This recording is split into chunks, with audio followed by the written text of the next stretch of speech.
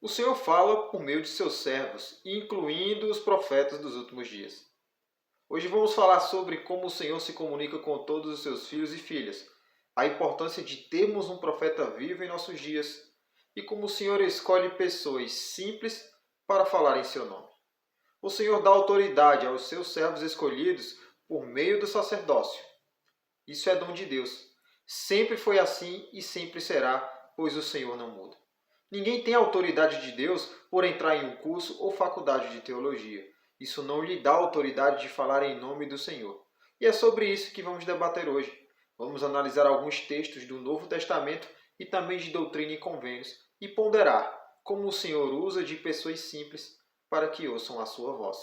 Em Atos dos Apóstolos, lá no Novo Testamento, no capítulo 4, verso 1 ao 13, diz o seguinte: E estando eles falando ao povo, ou seja, os apóstolos, sobrevieram os sacerdotes e o capitão do templo e os saduceus, muito contrariados de que ensinasse o povo e anunciasse em Jesus a ressurreição dos mortos. E lançaram mão deles e os encerraram na prisão até o dia seguinte, pois era já tarde. Muitos, porém, dos que ouviram a palavra creram, e chegou o número desses homens a quase 5.000. E aconteceu que no dia seguinte reuniram-se em Jerusalém os seus chefes e anciãos e escribas, e Anás, o sumo sacerdote, e Caifás, e João, e Alexandre, e todos quantos haviam da linhagem do sumo sacerdote. E pondo-os no meio, ou seja, os apóstolos, perguntaram: Com que poder fizestes isso? Ou em nome de quem? Então Pedro, cheio do Espírito Santo, lhes disse: Chefes do povo e vós, anciãos de Israel, visto que hoje somos interrogados acerca do benefício feito ao homem enfermo, do modo como foi curado, seja conhecido a vós todos e a todo o povo de Israel que em nome de Jesus Cristo, o Nazareno, aquele a quem vós crucificastes e a quem Deus ressuscitou dos mortos, em nome desse é que este está são diante de vós. Esta é a pedra que foi rejeitada por vós, os edificadores, a qual foi posta por cabeça de esquina. E em nenhum outro há salvação, porque também debaixo do céu nenhum outro nome há dado entre os homens pelo qual devamos ser salvos. Então eles, vendo a ousadia de Pedro e João, e informados de que eram homens iletrados e ignorantes, se maravilharam e reconheciam que eles haviam estado com Jesus. Percebam aqui o final foi que eles falaram. Eles, vendo a ousadia de Pedro e João, e informados de que eram homens iletrados e ignorantes, se maravilharam. Então vejam bem, o apóstolo Pedro, o apóstolo João estavam no meio de homens que eram considerados doutores da lei. Eram experts na lei de Moisés, nos mandamentos. Eles eram estudiosos. Eles conheciam e entendiam bem a palavra. Mas ficaram maravilhados com homens que eram iletrados e eram ignorantes. Então, o que é que Pedro e João tinham de tão especial? O Espírito Santo e a autoridade de Deus, ou seja, a autoridade do sacerdócio. Vejam que Pedro e João eram homens simples, eles eram pescadores, considerados pelos doutores da lei, iletrados e ignorantes. Eles poderiam ser isso, mas eles foram escolhidos pelo Senhor. Foi dado a eles a autoridade do sacerdócio. Foram dado a eles o Espírito Santo que confirma todas as coisas, que testifica do Pai e do Filho. Vamos ler mais uma escritura. Vamos ler agora Doutrina e Convênios na seção 1. E aí vamos ler alguns versículos. Diz o seguinte: E a voz de advertência irá a todos os povos pela boca de meus discípulos, que escolhi nestes últimos dias. E eles irão, e ninguém os deterá, porque eu, o Senhor, os mandei ir. Eis que esta é a minha autoridade e a autoridade de meus servos, e o meu prefácio ao livro de meus mandamentos, os quais lhes dei, para que os publicassem para vós, ó habitantes da terra. Portanto, temei e tremei, ó povos, porque o que eu, Senhor, neles decretei, neles será cumprido. E em verdade vos digo que aqueles que saírem para levar estas novas aos habitantes da terra, será dado poder para selar tanto na terra como nos céus os incrédulos e rebeldes. Sim, em verdade, selá-los para o dia em que a ira de Deus se derramar sem medida sobre os iníquos. Então percebemos aqui que o Senhor, ele dá o poder, ele dá a autoridade. E ele fala que a voz de advertência irá a todos os povos pela boca de meus discípulos que escolhi. Então o Senhor é quem escolhe os seus discípulos. Vamos mais para frente para mais alguns versos aqui que diz o seguinte: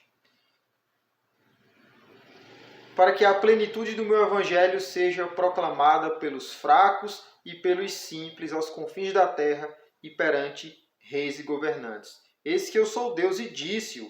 Estes mandamentos são meus e foram dados a meus servos em sua fraqueza, conforme a sua maneira de falar, para que alcance entendimento. Vemos aqui um exemplo claro, né, do que vimos lá no Novo Testamento com Pedro e João, que eram iletrados e ignorantes. E que o Senhor diz o quê? Que para que a plenitude do meu evangelho seja proclamada pelos fracos e pelos simples. Pelos fracos e pelos simples. Vamos mais alguns versículos, que vai dizer o seguinte: examinai estes mandamentos, porque são verdadeiros e fiéis, e as profecias e as promessas neles contidas serão todas cumpridas. O que eu, Senhor, disse está dito, e não me desculpo. E ainda que passem os céus e a terra, minha palavra não passará, mas será toda cumprida, seja pela minha própria voz ou pela voz de meus servos, é o mesmo. Pois eis que o Senhor é Deus, e o Espírito testifica, e o testemunho é verdadeiro, e a verdade permanece para todos sempre. Então, o que eu, o Senhor, disse, está dito e não me desculpo, e ainda que passem os céus e a terra, minha palavra não passará, mas será toda cumprida, seja pela minha própria voz ou pela voz de meus servos, é o mesmo. Nós vamos ler agora uma história que ela se encontra lá no Livro de Santos, volume 1. O Livro de Santos é um livro sobre a história da Igreja de Jesus Cristo dos Santos dos Últimos Dias. Então vamos lá, vamos ler aqui que é um capítulo específico que temos aqui no Livro de Santos que diz o seguinte: poucos dias depois, em 1º de novembro de 1831, Joseph reuniu um conselho de líderes da igreja. Ezra Buff tinha publicado recentemente uma carta em um jornal local acusando Joseph de fazer profecias falsas e de ocultar suas revelações do público.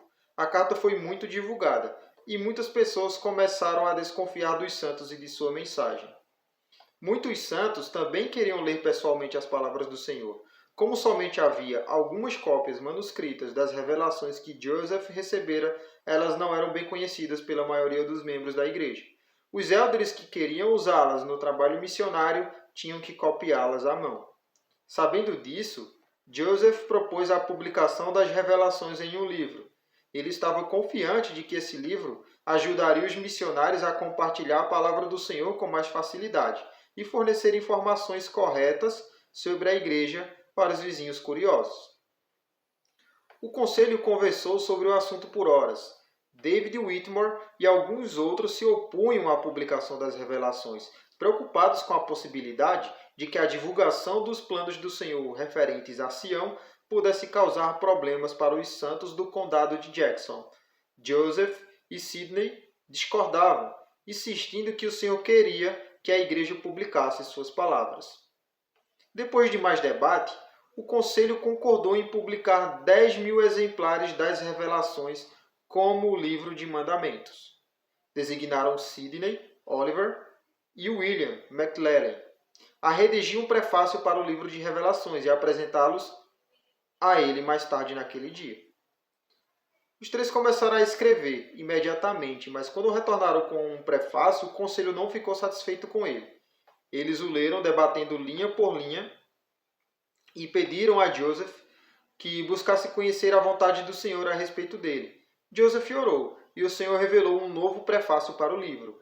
Sidney registrou as palavras do Senhor à medida que Joseph as proferia. No novo prefácio, o Senhor ordenou a todas as pessoas que dessem ouvidos à sua voz. Declarou que dera a Joseph aqueles mandamentos para ajudar seus filhos a aumentar a sua fé, a confiar nele e a receber e proclamar a plenitude do seu evangelho e convênio eterno. Também abordou os temores das pessoas que, tal como David, estavam preocupadas com o conteúdo das revelações.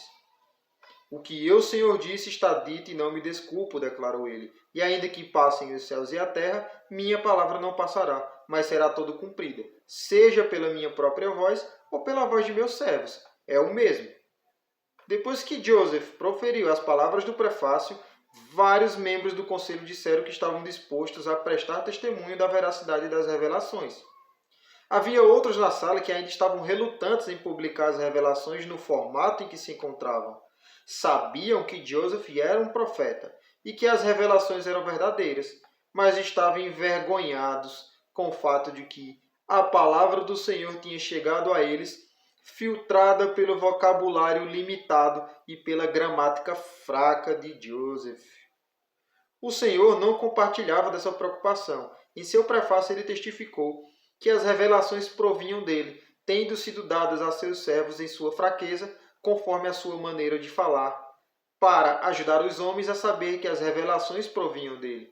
Ele promulgou outra revelação, desafiando o conselho a escolher o homem mais sábio da sala para que escrevesse uma revelação semelhante às que Joseph tinha recebido. Se o homem selecionado para a tarefa não conseguisse fazê-lo, todos os presentes saberiam e seriam responsáveis por testificar que as revelações do Senhor dadas a Joseph eram verdadeiras a despeito de suas imperfeições. Pegando uma pena, William tentou escrever uma revelação confiante em seu domínio do idioma. Quando terminou, porém, ele e os outros homens presentes sabiam que o que ele havia escrito não provia do Senhor.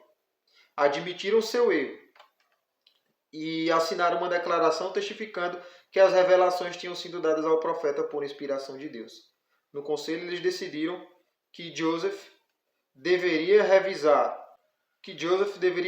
as revelações e corrigir os erros ou equívocos que viessem a descobrir pelo Santo Espírito. Então veja que alguns nesse conselho ficaram envergonhados pela gramática que eles falaram fraca, né, do profeta Joseph Smith. Vamos ver o que eles disseram.